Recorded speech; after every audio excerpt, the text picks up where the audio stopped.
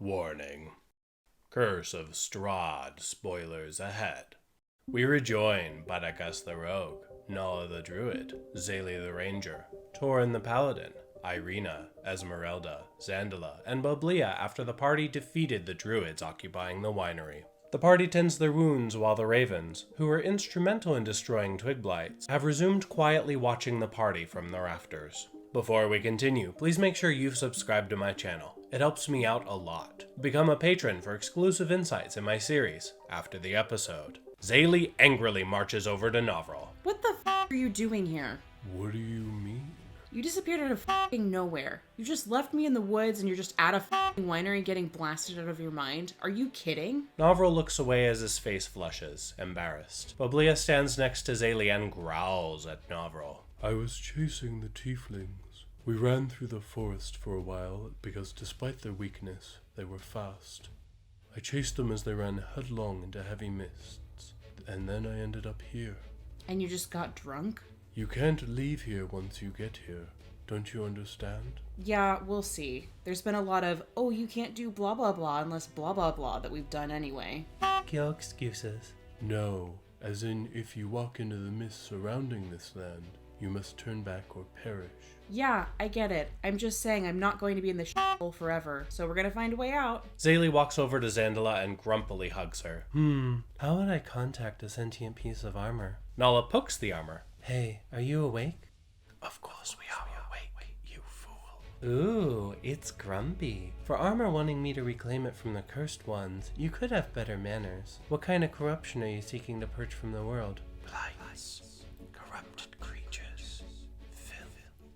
Is this armor one of the fortunes? No, we just found Novril the drunkard man, but nothing else seems to be here. And it's true. Novril is Strahd von Zarovich's fated enemy and the party's fated ally. During his turn, Novril can choose one ally within 30 feet and bestow inspiration upon them, as long as Strahd von Zarovich is nearby and visible. If Strahd discovers Novril is fated to help destroy him, Strahd would undoubtedly take drastic measures to deprive the party of such an advantage. Strahd twice, have extra dice.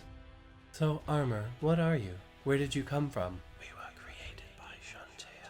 Our original bearer was killed, and we were subjected to this filth. Xaeli nudges Esmeralda and motions to Nala. What do you think about sentient armor? You know, I've heard stories about powerful druids wearing armor that could guide them in battle. Rudolph warned me to steer clear in case the druids were hostile. Puzzling that our mutual enemy would have access to such powerful armaments. Barakas is still chomping on blight pieces, minding his own business. He rips off several viney fingers and stuffs them into his bag of holding. Hey guys, Barakas found a bear claw. It's a plant creature, Barakas. It's a plant.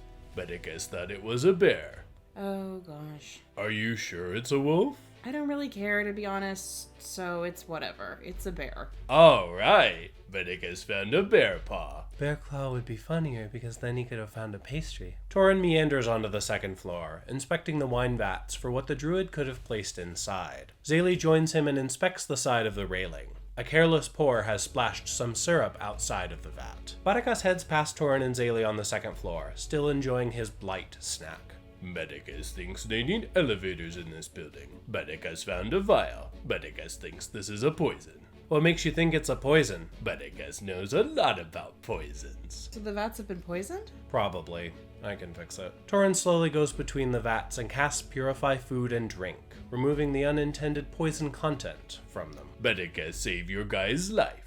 You probably saved a lot of Barovian lives if this had gone unnoticed. Xaeli discovers a ledger that appears to have recorded deliveries over the last several hundred years. She flips to the beginning and slowly browses through the delivery locations, taking note of the primary recipients of wine. BV, BW, K, and Vistani are all frequent customers. Towards the beginning of the ledger, the letter S as a delivery location becomes increasingly more common. Huh. Wonder what that means. Xaeli flips all the way to the back of the ledger and finds a key. BV is the Blood on the Vine Tavern, located in the village of Barovia. BW is the Blue Water Inn. K is Krezk, but Vistani didn't need to be clarified. S, however, is written as Castle Ravenloft. Well, that explains that. I'm gonna hold on to this. Xaeli takes the ledger and rejoins the group. Guys, Blightbaners share that the hill not too far from here is a source of druidic corruption. Your armor has a name? Yep, it recommends we press our advantage against the druids. Is there a twisted tree on that hill? The tree of death and blights that holds a treasure only those of holy origins can use. Nala conveys this information. Torrin, that sounds like you. I find it difficult trusting in armor that we're going to find some holy bullshit. Hey, you are holy bullshit. Besides, Blightbane has been very polite. We've been planning to go there anyways. If not now, then very soon. After briefly investigating various parts of the winery and finding no additional combatants, the party loads several barrels of wine onto a cart, and Xaeli sends Boblia to retrieve Davian Mardukov, the owner of the winery. Wow, they really trashed the place. I'm grateful the druids have been driven out. Yeah, they were some feisty bitches. They really didn't want to leave. You didn't get too hurt, did you? We survived. That's the important part. Well, that's good. While you're here, we're behind on our wine shipments. If you could take that loaded wagon to Krezk, I'd greatly appreciate it. Yeah, Krezk is fine. Davian walks over to Xaeli and whispers to her. There used to be some magic gems that gave life to our vineyards. 10 years ago, one was stolen and we haven't seen it since. Recently, the last 2 were stolen. Who stole them? I believe that Baba Lysaga stole one of our gems. She lives down in the ruins of Perez. What did the gems do exactly? The gems allow us to create beautiful wine for the tortured people of Barovia. Each gem allows us to make a different vintage. Okay, where is Berez? Perez is to the south of Vallaki, at the nearest fork between here and there. We'll look for them next time we're down in Vallaki. Also, has this been tampered with at all? Xaeli shows Davian the ledger. It has not. Why do you ask? It was moved to the printing room. Strange. Everything appears in order. Alright, chickens, let's get out of here. Torrin summons Hissy the skeletal owlbear, attaches her to the wagon, and the party slowly heads up the dirt path to Krezk. Despite the looming sense of danger, the party reaches Krezk without getting attacked. Hey, bitches, can we come in now? The guards cheer at the sight of the wine barrels and hurry to let the party inside. The mist-shrouded village behind the wall is nothing more than a scattering of humble wooden cottages along narrow roads that stretch between strands of snow-dusted pine trees. The burgomaster of Krezk, Dmitri, hurries over to the party. Thank you greatly for delivering this wine. I trust you had little difficulty? Nobody died, so it wasn't as difficult as things we've done before. Dmitri looks slightly taken aback, but just nods. Probably best to just leave that there. So what might I do for you, Mistress Xaeli. Xaeli? And this is Boblia. Mistresses Xaeli and Boblia, what might our humble town of Krezk do for you? We have not to offer in coin, but if you're willing to work, we can give you a place to stay and hot meals. We have a friend here with her 2 children that we would like to potentially shelter if possible. We don't need money, but she needs a place to stay that's out of the way. I'm not sure if we have a space for a woman and 2... A woman walks up behind Dmitri and slaps him on the back of his head.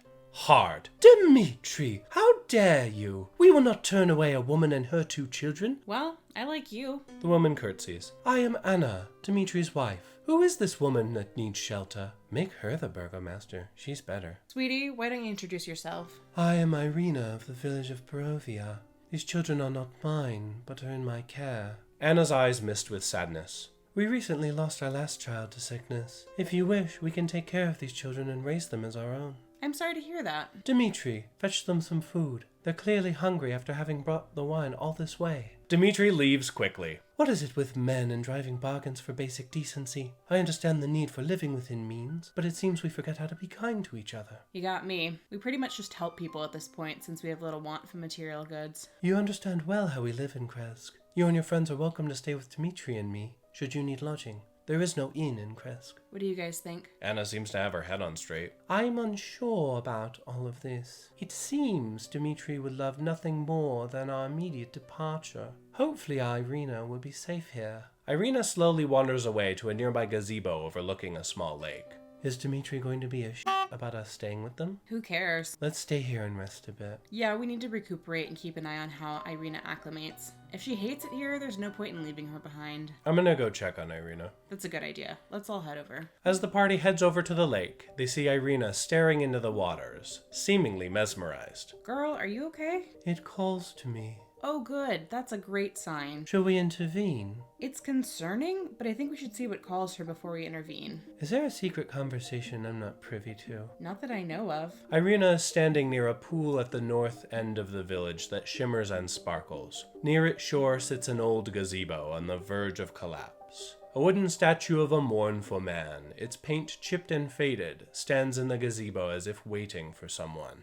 As Ireena reaches the pool's edge, an image appears in its sparkling blue waters. It is of a handsome youth with a kind and noble visage, but the sadness in his eyes turns to sudden joy. Tatiana, it has been so long. Come, my love, let us be together at last. Ireena gasps. My beloved Sergei, we were to be married so long ago. Has this blessed pool called your spirit to me? She reaches towards the water's surface as a hand made of water rises up to take hers. Not a good idea. What the fuck? Somebody tackle her. I'll tackle her. Out of the way, Nala. Xaeli charges and throws herself headlong at Ireena as she braces herself for impact. A special thank you to my incredible patrons for continuing to make this campaign series possible. And thank you all so much for watching. If you enjoyed this video, please hit that subscribe button, smash that like button, share my video on your Twitter, Facebook, or other social media, and make the leap to being one of my patrons on Patreon. As a patron, you gain exclusive access to my after the episode content and other benefits as well.